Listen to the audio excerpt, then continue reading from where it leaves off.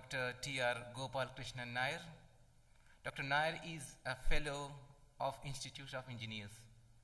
He has been working in the field of computer science for the last 33 years. He has experience in research, industry, and teaching for the last 33 years. Dr. Nair is Aramco's endowed chair in technology, working for PMU. He was a vice president at one of the largest Indian institutes called DS Institutes.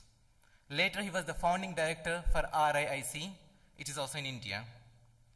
As part of this research, he conducted research in many areas, including simulation activities in Indian Space Research Organization, ISRO. And he worked other areas like flight simulation technologies. Later, he continued his career in teaching. He taught for 14 continuous years, teaching many graduate and undergraduate students. He led so many other research projects. He received several patents. He has publications over 140. He is editor for several journals, and he is a member of many other. His full description, his papers and books is available at the site trgnair.org. Now I welcome Dr. Nair for his keynote speak. Welcome, Dr. Nair.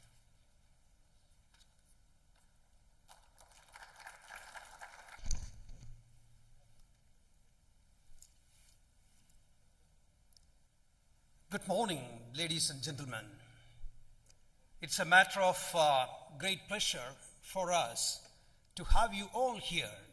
Of course, the honorable delegates across the country who have arrived here, and distinguished guests who have arrived here in the form of the speakers of various topics which you heard in the team introduction, and the other professionals who are directly working in the information security and enterprise computing, and those who are associated with these fields and would like to express their opinion and to know much more through this conference and this seminar, probably we say. Of course, we are running short of the time to wind and then go to 10 o'clock. So I may straight away get into my job of delivering this keynote address. At the same time, we are especially thankful to Saudi Aramco for institutionalizing this endowed chair, where they would like to cultivate more intellectual activities and forward-reaching research with an outlook of benefiting the society. Well, at the same time, it comes to my mind to announce a happy news, a glorious another event which can take place soon. We are actually endowed with, probably I would say, Prince Salman bin Abdulaziz endowed chair for information security itself. That's the way we work. So we have got the spread of our wings in advanced research, moving into the frontier domains with excellence. Like we would like to say, we have established a center of excellence for information technology, or rather I would say technology and information management, the way in which Aramco has helped us to envisage and supporting us to ply through to several success which we look forward to have. Well, with this brief introduction, I may get into my job of delivering the keynote address. And well, this is a special occasion for me because every fifth keynote address I enjoy myself.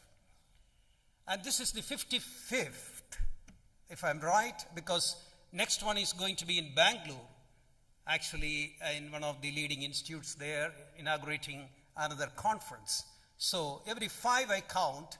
I hope this technique of my psychology makes me to get thrilled. Otherwise, I would have stopped it by 40. So thank you very much for supporting me in all the activities, and right from the PMU management and my colleagues of eminence and the supporting staff of PMU, and to the excellence of public relations of PMU. They do wonders. We just have to imagine things. They can transform any imagination into creativity, and they can realize things on earth. So I'm expressing my sincere thanks to them, who were the backbone of this conference.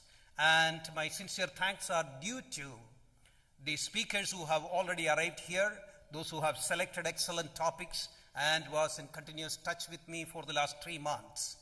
And with these few words of my sincere gratitude, I would get into my job of probably speaking a little bit on securing the information, probably the views and vision. Many of the views and vision, including the last graph which my research is on, which is not yet published, you will be able to see, and here it goes. Well,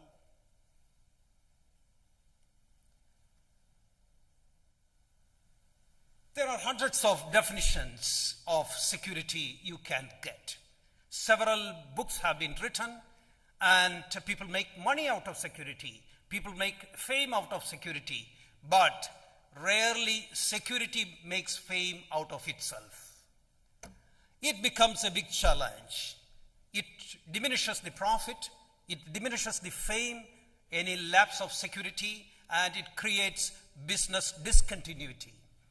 So, what we would like to see today, we would like to have a look at it, an overall view of it, and say that, where the technology and science of handling security should go or would like to have going in.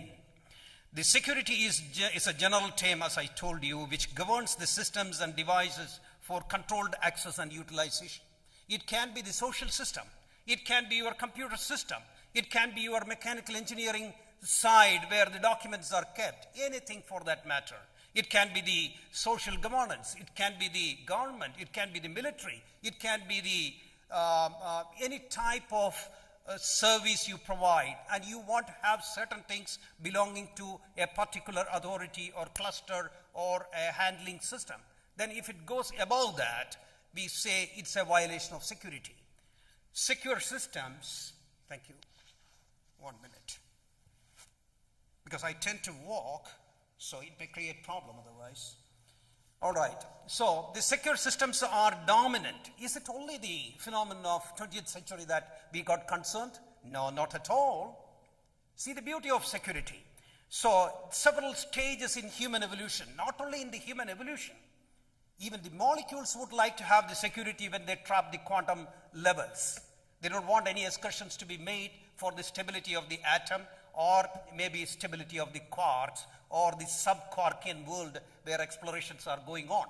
It's actually security is for stability. So secure systems in the human evolution itself, it was there when people were hunting and got a piece of meat and would like to eat tomorrow and kept it in the cave and protected it. There was a challenge of security. It cannot be taken away by another human being, or it cannot be taken away by any cannibal which may attack the cave. So the security is a fundamental requirement for sustenance. Over security may be dangerous, under security may be equally or potentially doubly dangerous. The more this system need to be secure, the more effort for realizing it. So every organization, every unit performing with information or with any set of gadgets or process or product require a level of security by which their success is ensured. Not everybody should be at the top levels of the military systems of the world in different countries. They try to keep a high level of security. Not all the organization need to be. Over security diminishes efficiency. Under security spoils the existence. So the right security gives you the pleasure of sustaining the profit, operations, products, process, and probably we can say at the personal level, the livelihood. So the security and challenges to security go almost together upwards because of human tendencies.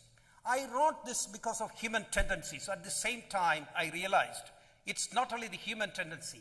In all species, in all existential dynamic physical systems, we may think that atoms may not have life, but they do have. So the stability of it is in the secure state. Can you pull out an electron from the third orbit of an atom?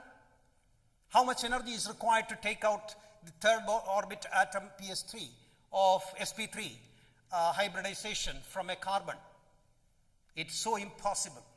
You have to knock it with tons of energy to take it out. It's a security actually. The concept of security only we need to frame and then apply. When it comes to information security, let's have a closer look.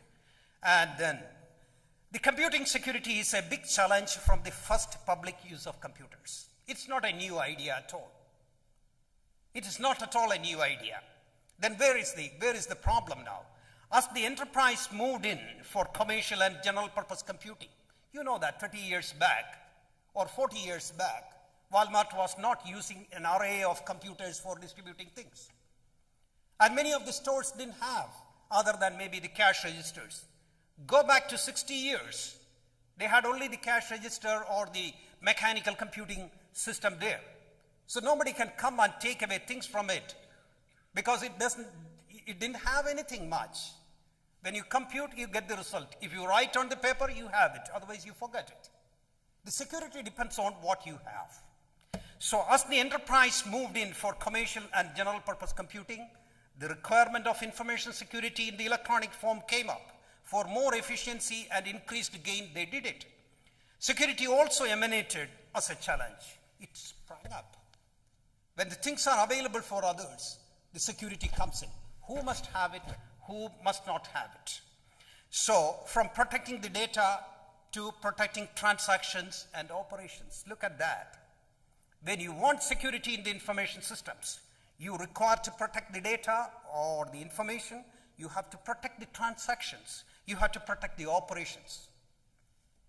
Enterprise computing, which hold trillion-dollar operation.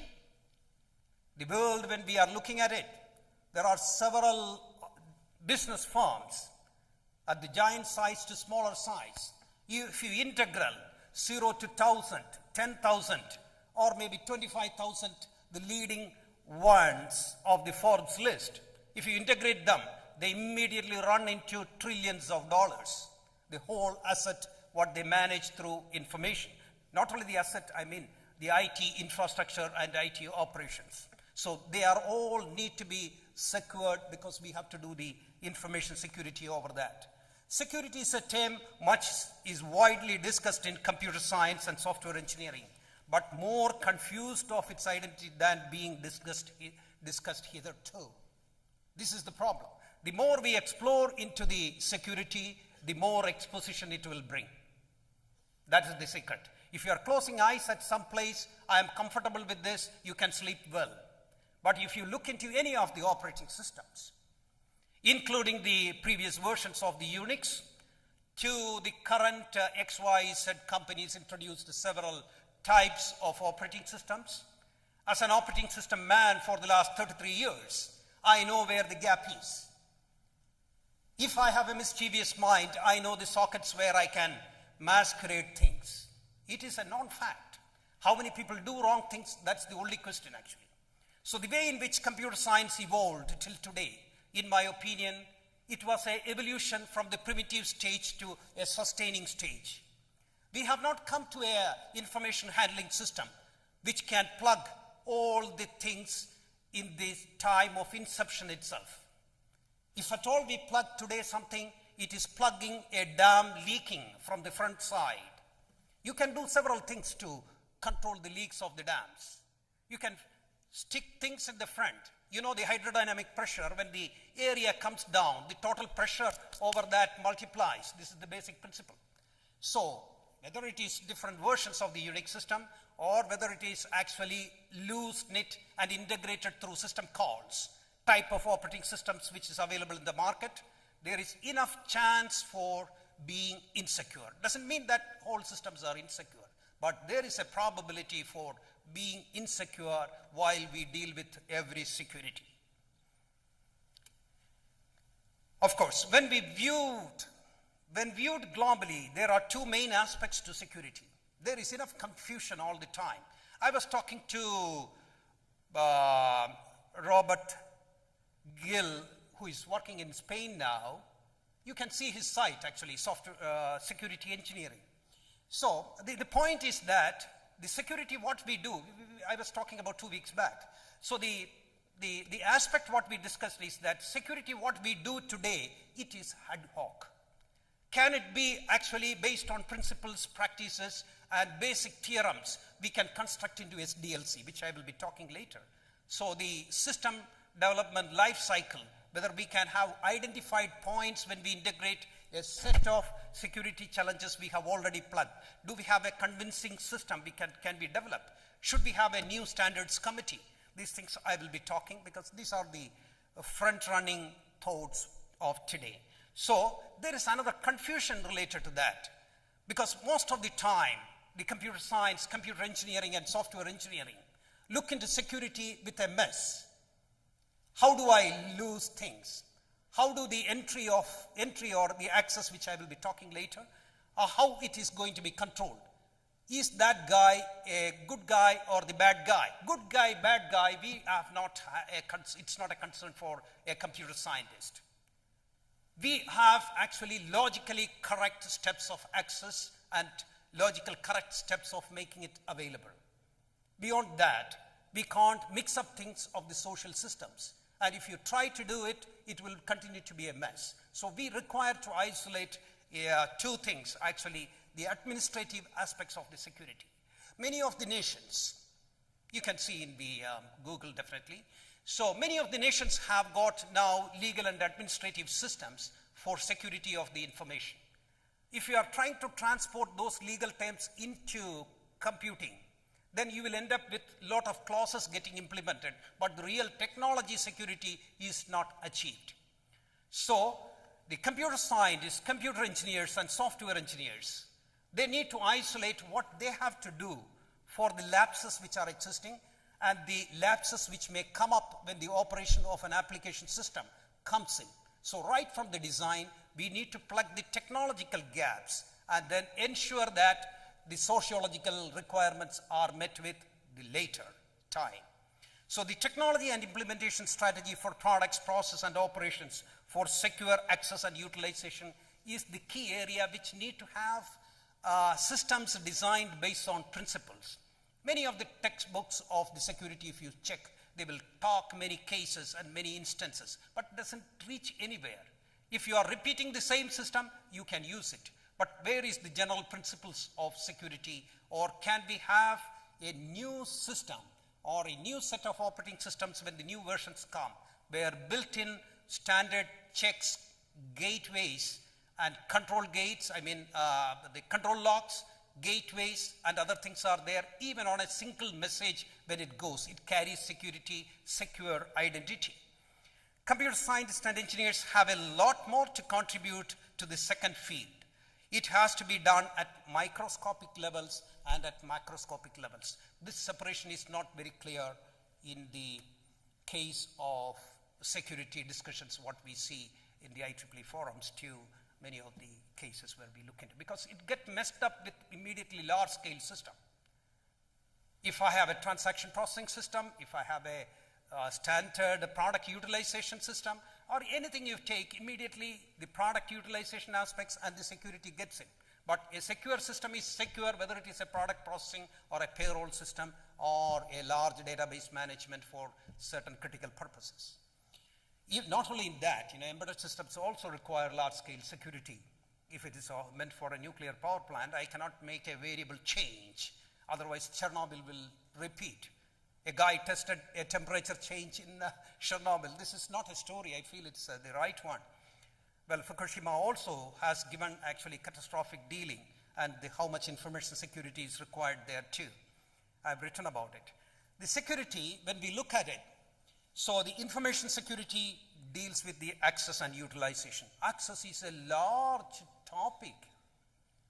It's not a simple one, you go and access. Everything is based on it. The last core of the system call you make, it requires an access control, but today it is not there. So, and the utilization, once you have accessed, you can utilize. If a legal guy accesses it and hands it over to another guy illegal, there is no system by which we can.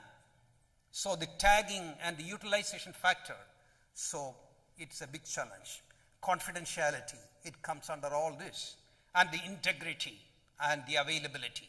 So securely accessing and utilizing, securely ensuring the integrity of it, what we see, what we deal, what we touch, what we use. It's an integral part of a large system. It has got faith, it has got relevance, it has got reliability. So the integrity need to be maintained. The availability, the right availability. The wrong things can be at the right place, the right things can be at the wrong place. The security is under threat in those cases. Let's look into corporate security struggles to define because of the ambiguity existing. We can get into the particular operating system where the enterprise is depending on, and their jargons and gospels and their sermons take us to a high level. I'm really talking with due respects to the product manufacturers and those who are struggling to implement security. But as a computer scientist, when we look into those gospels are not the last words of security. Otherwise things wouldn't have been in the showcase of security challenges happening today. How the information and associated systems can maintain a well-defined security. These are some of the questions. How this can be implemented. It calls for the art and science of information security. It assumes large dimensions of practice and needs. Corporations, governments, financial institutions, as I told you, many of the operating entities of the world requires this. We need to do the engineering of the security. So we are thinking of making a society, including the guy whom I was referring to. So we want a software security engineering system. Actually, the principles and practices in this we need to define. We have to come up with clear requirements, gaps identification, implementing known techniques, innovating new ones to meet the challenges, architecting software with security. When I develop my application, it is secure by the plugs, gateways, and controls. We ensure that anything happens this way, that way, all throughout the application. It's under the secure control. So, of course, there are very good papers available on the SDLC plugin, the security actually. So, the re-engineering and then updating security.